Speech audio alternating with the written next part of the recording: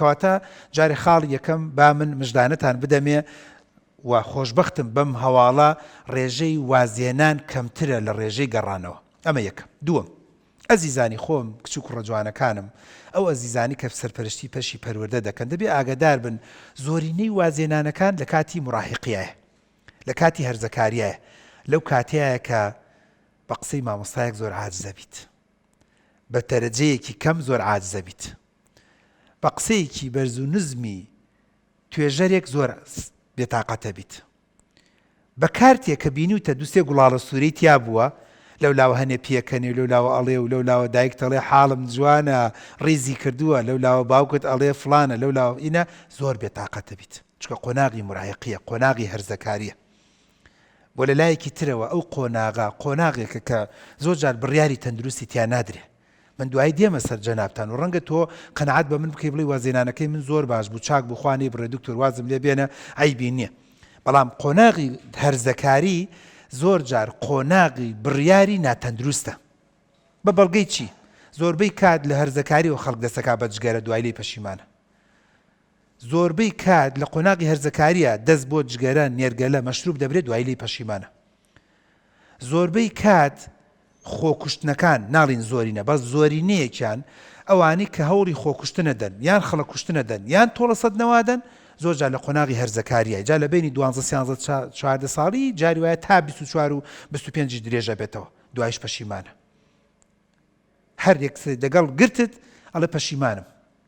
مقابلەی بکە لە سجن ئەڵێ کاکە ئەو نەفرەت بۆ کوشت، ئەڵێ پەشیمانم، خۆشم ئاگام لە خۆم نەبوو. کەواتە قۆناغێکە بەداخەوە قۆناغێکە بڕیاری زۆر جار ناتەندروستی تیا دەدرێت.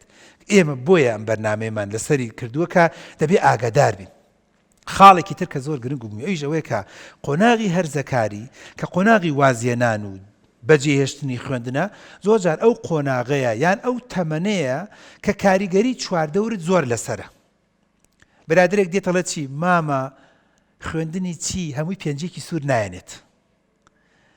برادرێک پێتەڵێڵێت چی شەقی تی هەڵدا 4 ساڵی تر ئەچین بۆ خارج، خوێندنت بۆ چی و شەهادەت بۆ چیە؟ برادرێکی تر مۆبایلێکی ئایفۆنی 8 پێیە ئاوی چاو دەرەکات، تۆش دینار لە گیرفان تا فەتەڕۆکات، دەڵێ کاکە ئەوە تۆ ئەخوێنیت و منش ناخوێنم، وها من مویمترم. کاتە بە مۆبایلێک قسەی خەڵکی، قسەی ئامۆزایەک، پورزایەک، هاوسەیەک، دراوسەیەک، برادرێک زۆر کاریگەری لەسەر دروستەکە کچم. جاروای لە سۆشیال میدیایەک نەفرێکە بینی خۆی کردووە بە نوعێک و لە سۆشیال میدیا لە من مانگانە ئەوەنم دەسەکەوێت، توش ئەڵێ من بشخوێنم و ببم بە دکتۆر مۆدیش مانگانەوەنم دەست ناکێ. کاتە لە ئێستا هەرە وەکەوەی ئەو بکەم گەلێ باشتر و چاکتر و مەزبووترە. بۆیە زۆر جار دەکەویتە ئەو هەڵانەوە کە قۆناغێکی مراهقیە، قۆناغێکی هەرزەکاریە و بڕیارێکی تەندروستی تیا نادەی. خاڵێکی تر بۆ ئێوەی ئەزیز ئەویش ئەوەیە کە قۆناغی هەرزەکاری زۆر جار برادری زۆر دۆست و زۆر دڵسۆزت نییە. وەکەوە نیسە من لە تەمەنی خۆمە غەڵەتێکش بکەم، تەعزیەکم هەبێ، شایەکم هەبێت، مناسبەیەکم هەبێ، لەوەچی ئەوە هاوڕێ و دۆستم هەبێت دڵم بدەنەوە پێم و دیار نەبێت. بەس تۆ لە تۆ قۆناغی هەرزەکاریە ئەمڕۆ وازێنیت 2 جار برادرێک دێتە لە دەرگا هاواڵتە پرسێ، باقیەکەی تر کەس دێت ناپرسێتەوە. وایە نە؟ وەکو قۆناغی بەتەمەنی نییە. قۆناغی بەتەمەنی جاروای نەخۆشەکەوی لە خستەخانە، لایە لە برادرەکانت، لایە لە دوکانەکانی هاوسێت، لایە لە تیجارەکان، لایە لە کۆمپانیا، لایە لە فڵانی شاری سلێمانی بۆنە سەردان تەکا. کەواتە قۆناغی هەرزەکاری ئەوەش یەکێک لە هۆکارەکانە. خەڵک لێت ناپرسێتەوە، خەڵک متابعەت ناکات. جاری وایە خەلەلەکە لە مامۆستاشایە، مامۆستاکەش ڕەنگە متابعەت نەکا. مامۆستاش دەڵێ چاوی دەچێ دکتۆر چی بکەم؟ خۆڵێ دانە و دوان نیە 2-3 جار پێم وتووە کە تەمەنا دەکەم نەگاتە ئەمە.